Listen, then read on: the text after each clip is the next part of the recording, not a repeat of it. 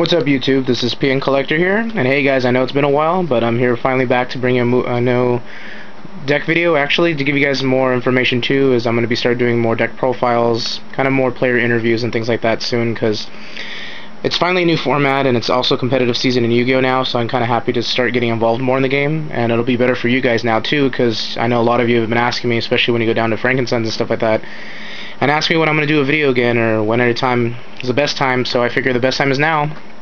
And the best way to give it to you guys to start off really well is that I want to give you guys a few deck profiles, especially right now the ones that are really popular. So I'm kind of going to go down the line of like different deck types that I've been playing with. Like I've been trying out so far Spellbooks, which I have in front of you guys right now. I've also been trying Mermails, Brotherhood, the Fire Fist deck stuff. I've tested even the Thunder family deck. I've tested a lot of stuff actually within the past like few months, especially now that the ban list is actually official and we're starting our new format and stuff like that now. And I kind of want to give you guys intros into each different type of deck and basically what to expect for the coming at least 2 months until Tachyon comes out, and pretty much like kind of my opinion and ideas on it. And of course I'll give updates towards all these decks and give you guys my opinions, and of course, you know, what I've been playing, and you know, any further details on that I need to provide for you guys.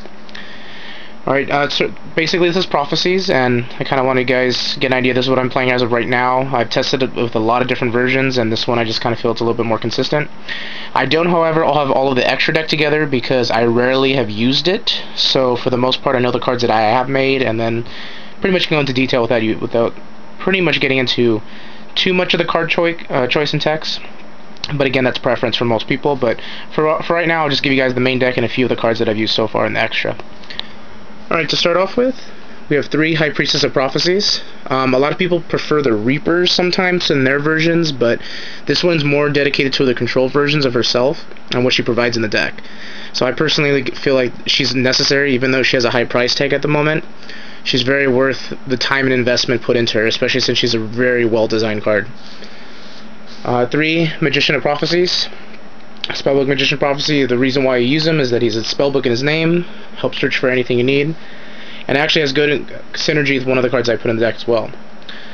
2 Tragiotas, you do need that defense. This deck does not have that, and unfortunately it's one of the few things that it has to use, even though it doesn't give as much advantage as it would with other decks, like if you play Mermails with Maxi, or even Heretics, but for the most part though, it's forced to be what this is right now.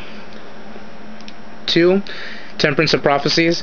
I don't run Justice in here because I find that Justice seems to be a little bit problematic. I mean, I do know that when Judgment Day does come out, it will be the replacement for it, but at the moment, since we don't have it, this is pretty much what we have to use to be able to be pretty much to summon the monster as best as possible. 2 Effect Veilers. This helps with pretty much any negation. It's a spellcaster, so it works with a lot of the cards in the deck. And not to mention too, you know, Bid being a tuner, there's actually some kind of shenanigans you can do with the deck. 2 Breaker, the Magical Warrior. 2 Breaker I find to be very necessary, especially all the back row hate that there is nowadays, but for the most part though, it helps against pushes, it helps bait out cards that you need to, so you can make combos with your Priestess and things like that. And then the 1 Tsukiyomi. 1 Tsukiyomi is wonderful in the deck because of the fact that she combos so well with using Magician of Prophecy and Priestess. Together, if you have either one of them on the field, you're gaining a +1 every turn. Being able to use High Priestess effect more than once a turn is amazing, and be able to use a Magician Search every turn is actually pretty amazing as well. And not to mention too, Tsukiyomi is a spellcaster, works with synergy in decks that already have it. She combines well with all the spellbooks, and she can pretty much guarantee that she can get over a monster combined with the power. Onto the spells. This is Dark Hole, Heavy Storm, Monster Reborn, the 3 staples for the deck. Right now I'm playing 2 Wonder Wand. I actually didn't like this card at first, but in testing I've actually liked the fact that it's helped me get further into the deck, whereas other cards don't at the moment. And even though I know I won't be running this when the next set comes out, it is actually pretty fundamental right now, and it actually does help the deck speed up a bit. Now onto the spellbooks. 3 Spellbook of Secrets, necessary search card. 2 Spellbook of the Masters. 3 is not exactly necessary, and since you can only play once a turn, and pretty much for most of these you can only play once a turn, but the Secrets has a lot of good combos with the other cards, and that's why it's good to only just run the 2. You can, if you really need it, you can search it out. 2 Tower to help you get, you know, fuel for your deck, start a base of engine. 2 Spellbook of Fate. This card in and of itself is probably one of the best cards that's ever been like made. I know it's only within the own archetype, but because it's Spellbook of Fate, it can be searched out. Having 3 effects, either to banish a card, to put a monster face down in defense position or attack position. That's pretty great. And then not to mention you can randomly bounce a set spell or trap if it bothers you, but the ability to remove anything, and this card is amazing with all the combos and that you can do and search everything out. And it's a very powerful card. It even has tricks with Magician to put him face down and reflip him when he gets attacked. Banish one of their creatures if there's a problem. It completely ruins all setups, and it's a great card. 2 Spellbook of Wisdom. I do like 3, but unfortunately with the amount of space and how everything works with it, there's not exactly a lot of room to keep it at 3, so 2's been it's been tolerable for the most part. And kind of have the same thing with Power as well. I did have it at 3, now I went to 2, and pretty much I'm satisfied with it as of right now. It's a great card, and again, if you really need it, it searches out, and it's the power of like secrets with Magician. You can get to what you want. 2 Eternity to get back any of the remove from play spellbooks, either through Priestess ability or through Fate.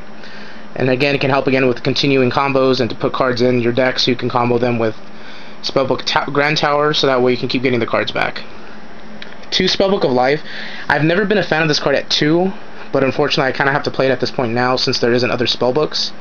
And at the moment I'll probably go down to 1. I may change my mind though, of course, in the future. It just depends on how well the deck continues to play out, and of course with Tachyon does make that difference. And that holds it off for the spells, and the traps that I run right now are just 3 Threatening Roars. I know it's pretty small, but the Threatening Roars do help, especially if you get 1 extra turn with Magician of Prophecy.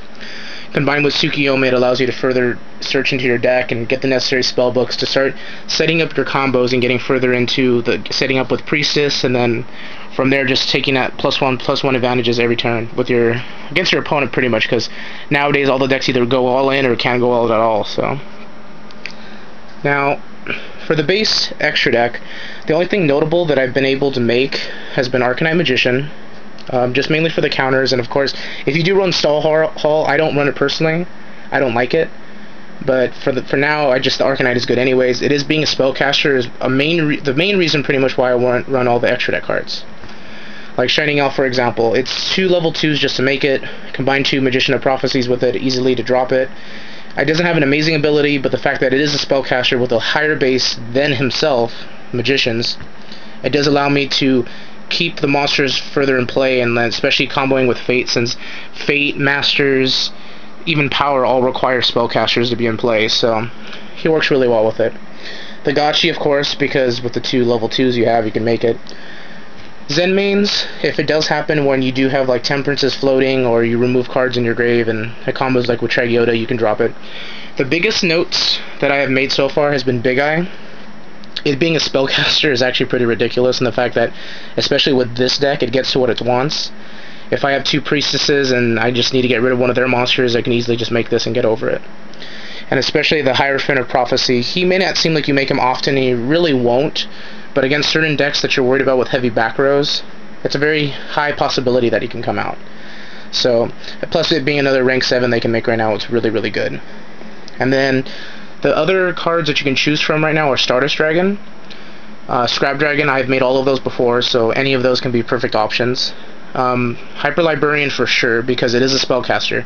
That's kind of one of the best things to note, is that if it's a spellcaster, it can be used in this deck, especially since it gains more utility from all the spell and traps, of course, and then of course some of the monsters effects. Also, another big note card to try out is Tempest Magician. It being level 6 is highly possible to make, especially if, like with the Veiler being able to get a level increase through Spellbook of Life, and again there's more combos and plays that you can make with it. Now I just wanted to go briefly into like a deck profile with you guys. Hopefully you guys got the information down. If there's anything else, questions, PM me, please comment below, guys. And again, I'm going to do more videos now, so you don't have to worry about that. Sorry about the delay in that. But for the most part, guys, if you guys need anything, be free to hit me up at Frankensons, and I'll make sure to give directions for you guys in the future, so that way you guys actually can stop by my shop and see how everything is. If you guys need card advice and anything, be free to ask. And again, this is just my take on spellbooks, you know, before Tachyon, of course. So if you guys see anything, any questions, comments, be free to respond in the comments below. Alright? And this is PN Collector, going out.